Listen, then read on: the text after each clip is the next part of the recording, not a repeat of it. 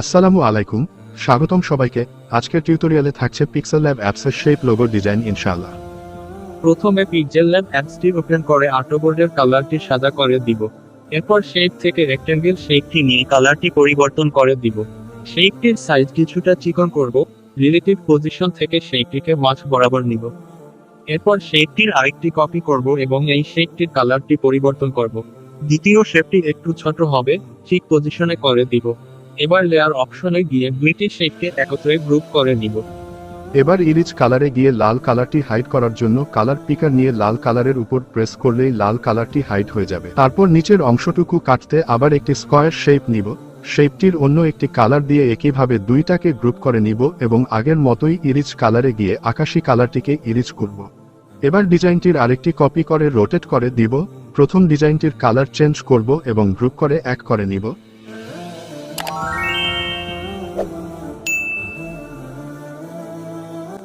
তারপর একটি square shape নিয়ে শেপটির একটি কালার দিব।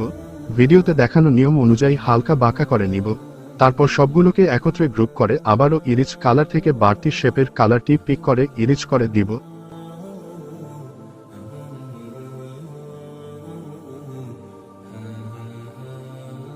এবার একটা টেক্সট লিখে নিব।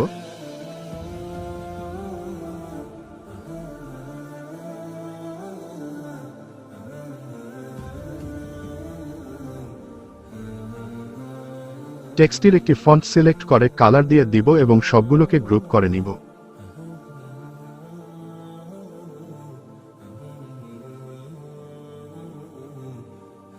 আমাদের প্রথম লোগোটি তৈরি। এবার রাউন্ড শেপটি নিব। আগের নিয়ম অনুযায়ী এই শেপটি ও রিলেটিভ পজিশন ঠিক রেখে যে অংশটি কাটব সেটির একটি শেপ নিয়ে গ্রুপ করে ইরিচ কালার থেকে কেটে নিব।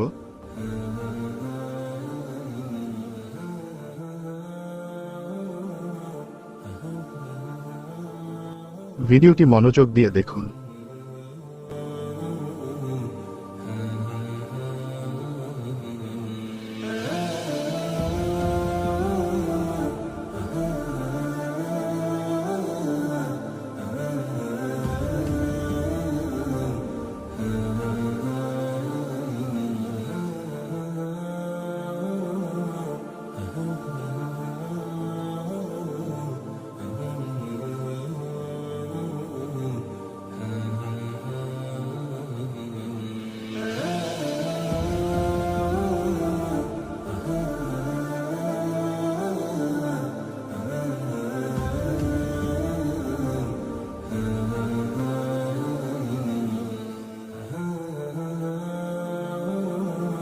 এমন একটি ডিজাইন তৈরি হবে।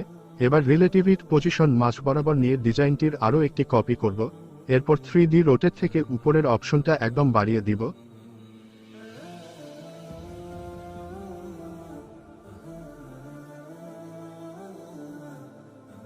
এরপর ডিজাইনটি পজিশন থেকে নিচের দিকে মুভ করব। দুইটিকে গ্রুপ করে ডিজাইনটির একটি কপি করে নিব।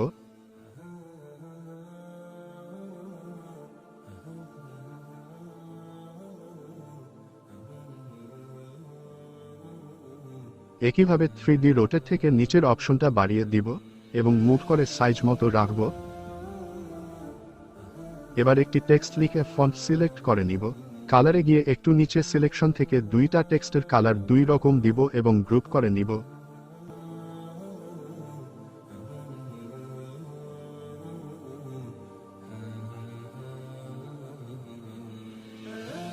আমাদের দ্বিতীয় লোগোটিও তৈরি।